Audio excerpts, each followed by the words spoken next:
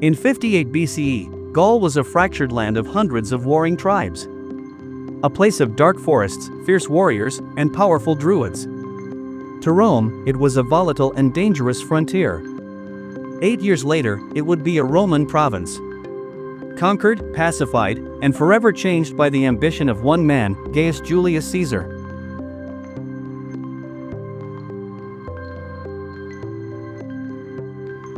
This wasn't just a conquest, it was a masterclass in strategy, engineering, and psychological warfare. So, how did a single general with a handful of legions subdue a territory the size of modern-day France, inhabited by millions? The answer lies in 3 pillars of his strategic genius.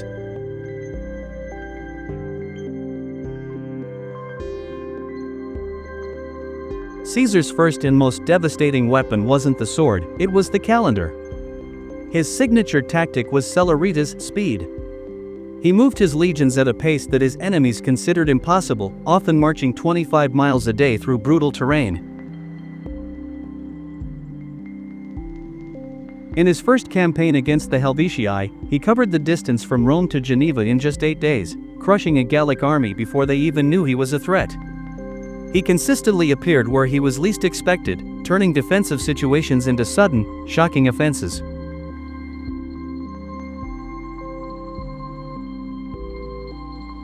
This relentless pace shattered enemy alliances before they could solidify. While Gallic coalitions were busy debating, Caesar was already at their doorstep, ready for battle. He understood that initiative is a weapon in itself. By forcing the pace of the war, he forced his enemies to react to him, never the other way around.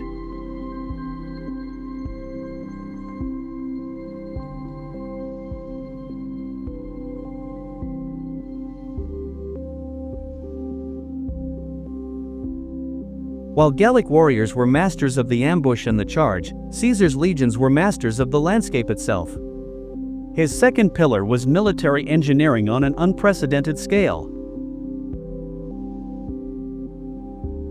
When German tribes raided across the Rhine, conventional wisdom was to use boats. Caesar rejected this. In just 10 days, his engineers built a massive, 400-meter wooden bridge across the treacherous river. It wasn't just a bridge, it was a statement. A demonstration of Roman power and reach that struck psychological terror into his enemies. He marched his legions across, made his point, and then dismantled it.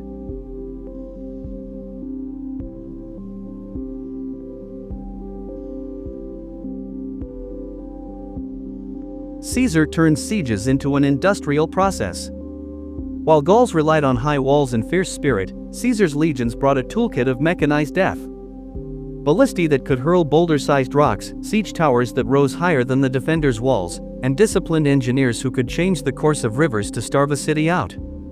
He wasn't just fighting the warriors, he was dismantling their entire defensive ecosystem.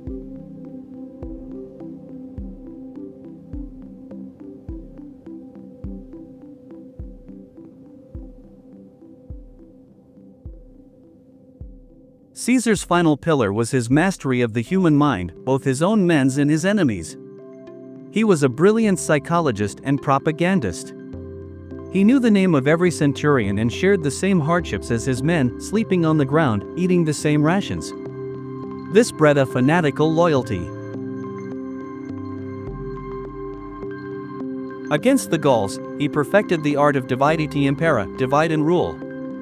He exploited ancient tribal rivalries, promising wealth and protection to allies while making terrifying examples of those who resisted. He would reward one tribe for betraying another, ensuring Gaul remained a fractured, squabbling continent unable to present a united front. And he made sure everyone in Rome knew about it, writing his own account of the war, the Commentarii de Bello Gallico. It was a brilliant piece of political propaganda, portraying himself as the heroic defender of Rome, securing his fame and power back home. But in 52 BCE, Caesar's strategy finally faced its ultimate test. The Gauls did the one thing he had worked for years to prevent: they united. Led by the brilliant chieftain Vercingetorix, a massive Gallic army cornered Caesar at the hill fort of Alesia.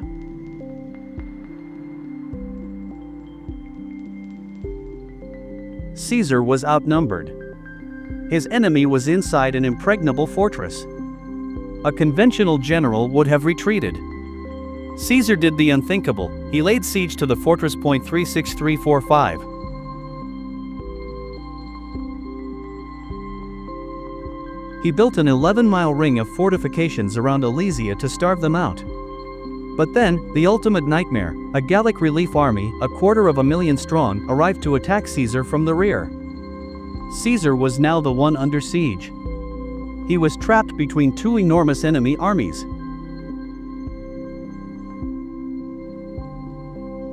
He ordered his men to build a second, 13-mile wall facing outwards. He had built a donut of death, with his legions as the filling. It was one of the most audacious feats of military engineering in history.